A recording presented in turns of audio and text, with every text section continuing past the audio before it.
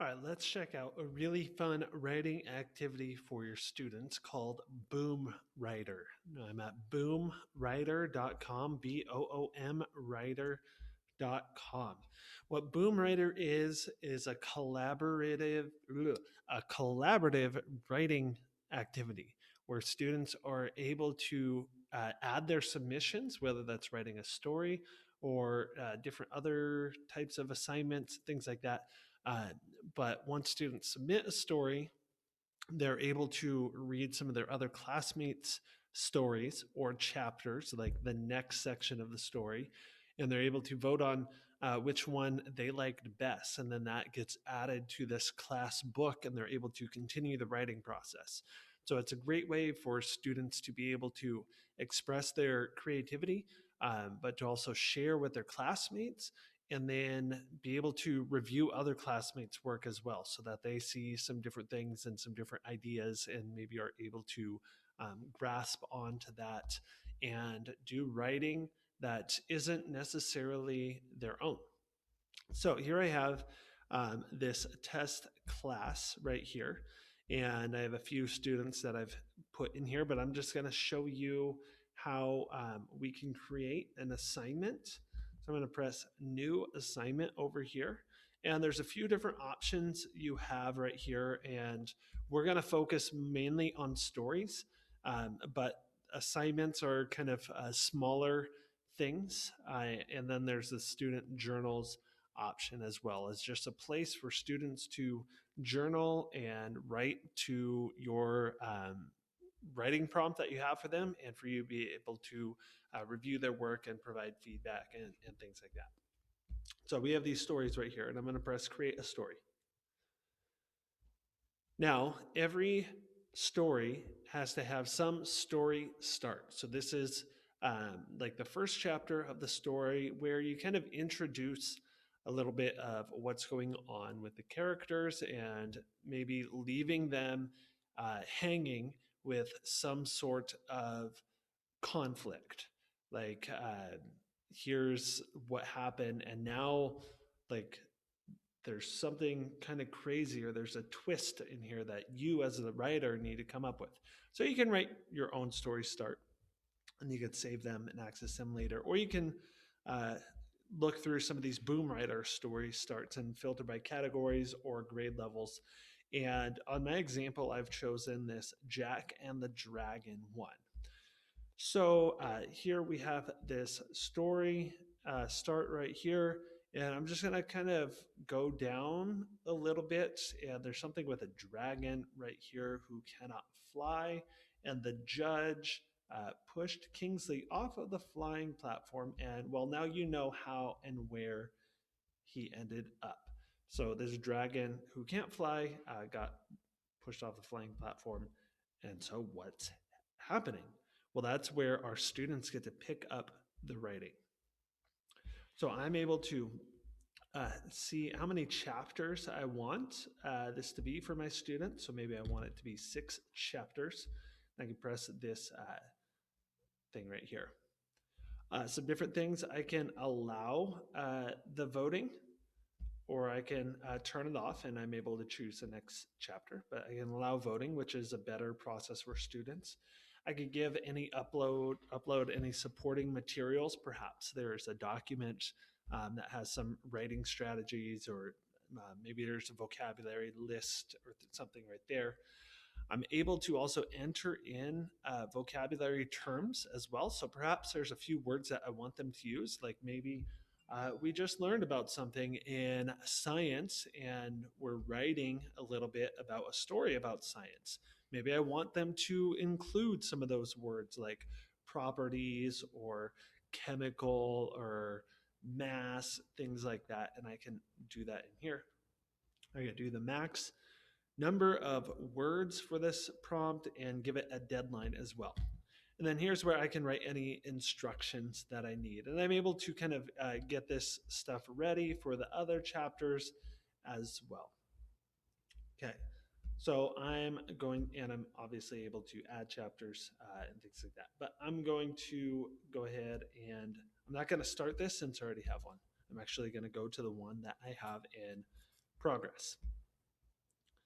So I just made some test accounts right here, and they have all submitted something. So the status of red means that they submitted something. If there's no status, that means they haven't submitted anything. If it's green, that means it's good to go. I can see at a glance just how many words they have, and I'm able to approve individual entries right here, or I can approve all of them. Remember, three dots, always good stuff. This is just looking at the student's work, but I can click on my student and see his or her story right here. Okay, so this is what that student wrote. I can see the student did not use my 3 vocabulary words, wrote 14 words. I could approve, I could edit it for the student and change some things, or I can give the student a revision request saying what I need that student to change or fix and send that request along. Make this longer. I should definitely be more specific. But now that student will be able to view that request and be able to make those changes and submit again. So I can approve this, guys. And now because it is approved, I have this option of leaving feedback. So I could do things like that. I could just approve these right here and let's say, yeah, I'll approve yours, even though I made this request. I'm going to cancel that and let's just go ahead and approve it. Okay. Now that I have approved these, if I'm ready to kind of move on right here, even though we're not past this due date yet, but if I'm ready, everyone's submitted, we're all approved, I can end the writing right here and I can choose start voting. I'll press I'm ready to start voting. So now when I go to a student's view right here, and let me just go back and kind of refresh this. I'm going to press cast your vote.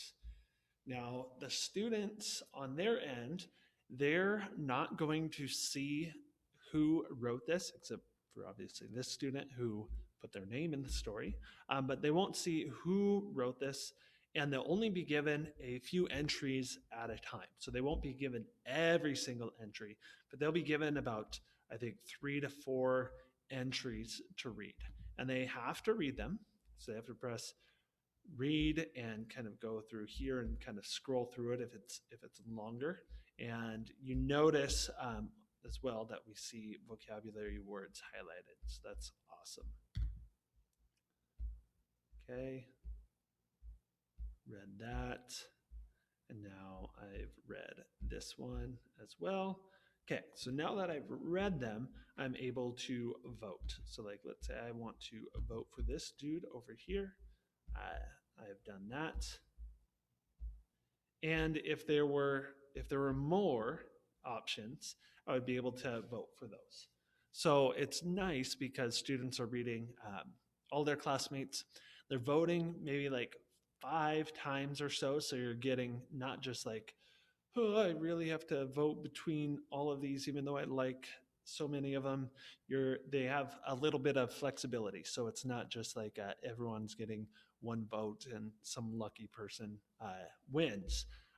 But hopefully, by voting multiple times, they'll be able to see the winner. Okay. So now, as a teacher, let's say everyone has voted, or I'm ready to move on. I can press N voting. Let me actually refresh this page here.